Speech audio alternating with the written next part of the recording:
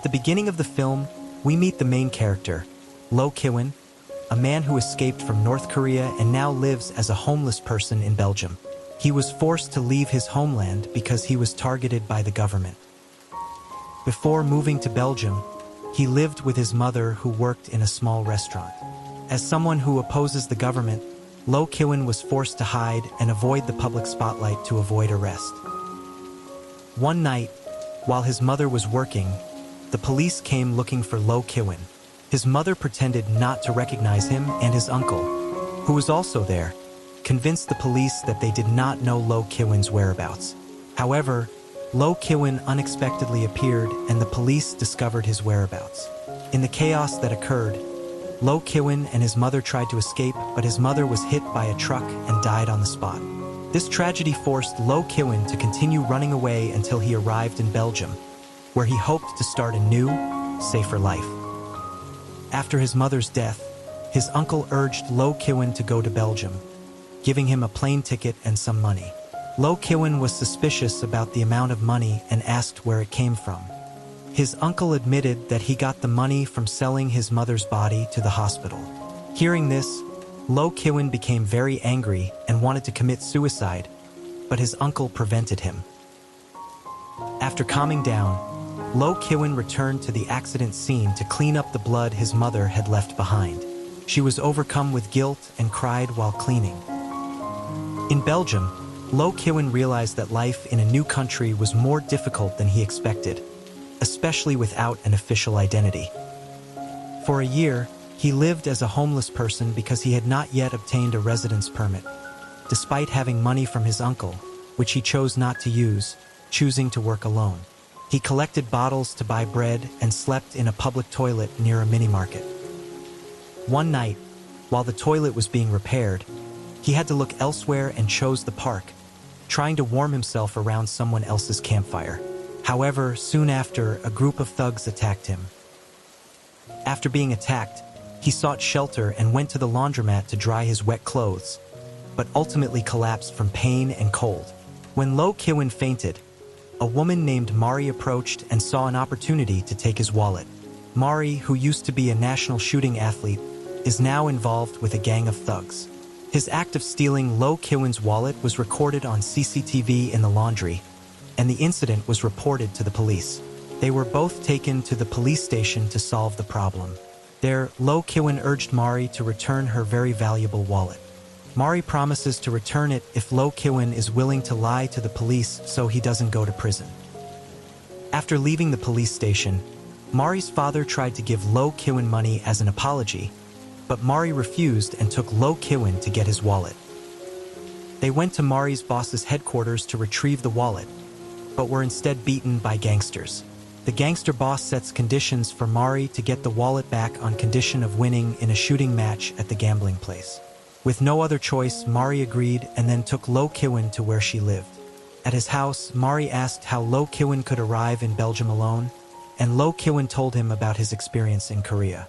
Moved by Loh Kiwan's story, Mari gave him the contact of an agent who could help him get a job in Belgium and gave him better clothes.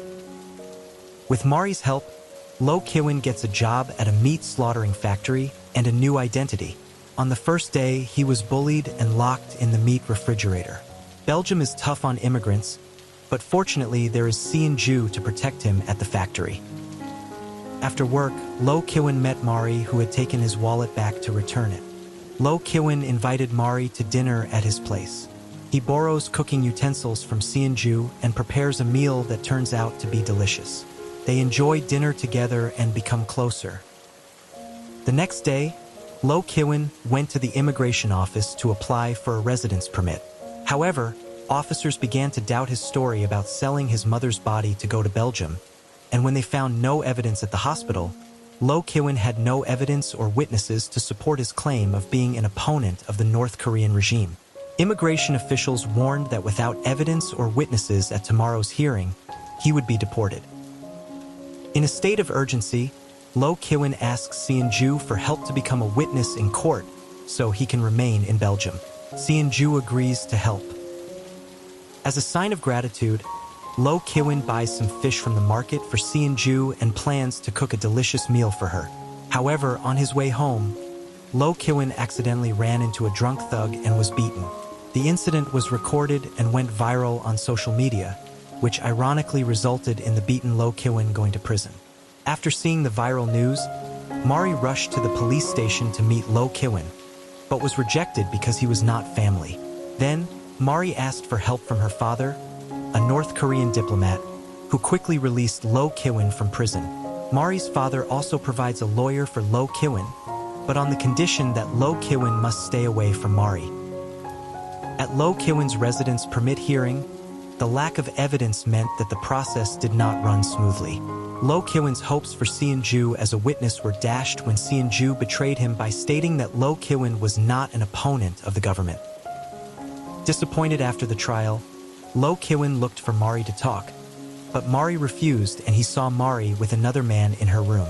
The man is the head of the gangster who threatens Mari to continue working with him. Even though he wanted to stop, the threats received by Mari forced him to comply. After the head gangster left, Mari tried to find Loh Kiwan, but it was too late. Loh Kiwan has chosen to leave his past behind and start a new job as a dishwasher in a restaurant. One day, while taking out the trash, Loh Kiwan met Seon-ju, who tried to explain his betrayal, but the disappointed Loh Kiwan didn't want to listen and left. A few days later, Loh Kiwan returned to his lawyers to request a retrial with support from anti-North Korean government organizations in the UK. During the discussion, Loh Kiwan saw the invitation to commemorate Mari's mother's death and decided to help at the event as a gift to Mari's father. However, the event was disrupted when Mari arrived drunk and threatened to hurt herself, which Loh Kiwan managed to prevent. Loh Kiwan chases Mari and finds her affected by drugs. Loh Kiwan's attempts to revive Mari fail, and in an attempt to prevent Mari from using more drugs, Loh Kiwan consumes them all and appears to overdose. Mari gives an antidote that saves Loh Kiwan. After regaining consciousness, Mari was angry at Loh Kiwan because of his risky actions. But Loh Kiwan stated that he was willing to sacrifice for Mari's love and safety. Mari also admitted her feelings of love for Loh Kiwan. The next day, they both prepare for trial, with a letter from Seon-ju containing the newspaper about Loh Kiwan's mother's death as additional evidence. In court, witnesses from anti-North Korean government organizations in the UK appeared to support Loh Kiwan. However, Mari had to go home to get the things she had left behind. The trial proceeded with the lawyer proving Loh Kiwan's position as an opponent of the government, and Loh Kiwan answered the judge's questions correctly. At the same time, Mari does not return home but is kidnapped by gangsters to meet their boss. The gangster boss planned to sell Mari to a bookie, but because there was no price agreement, a fight broke out between the gangster groups. After the gangster boss killed everyone in the place, he tried to take Mari to escape to Amsterdam, but Mari refused and was abused.